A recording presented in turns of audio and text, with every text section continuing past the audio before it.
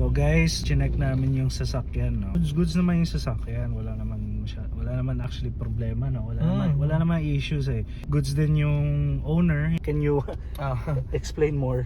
Initially talaga, okay na kami sa presyo. Swap kami, di ba? Mag-swap kami. Tapos mag-add na lang siya na onte. Eh, nung nandun na kami, yung kotse, to be fair, for a second-hand car, of course, may mga malin eh. Meron ka talaga at meron kang papagawa na onte. Yun din yung reason kung ba't din rin namin pinakita yung kotse. Kasi for sure, it's gonna be in the market.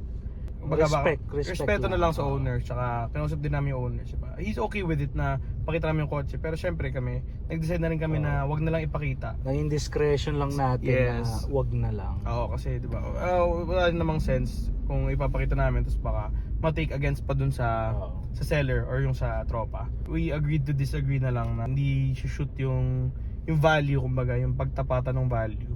Pero eto yung maganda. Mayroon tayong may bagong prospect tayo.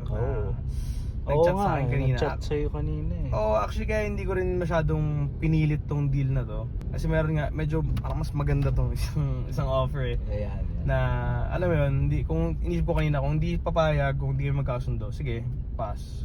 Tsaka, ganun talaga yung life, diba? Ganun yung realidad na hindi lahat ng deals is go, hindi lahat ng deals is closed agad. Totoo. Kaya minsan babiyahe ka, mag-effort ka, pero ending hindi ka magkakasundo or hindi mo magugustuhan yung bagay na titignan mo. Ganun talaga eh. Part of life.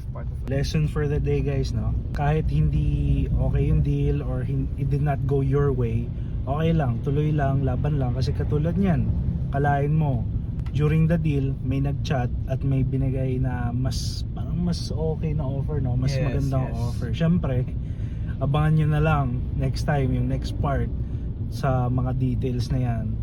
But let's just say it's pretty good talaga. So ayun, this is Roscals signing off for now. Catch you guys next time.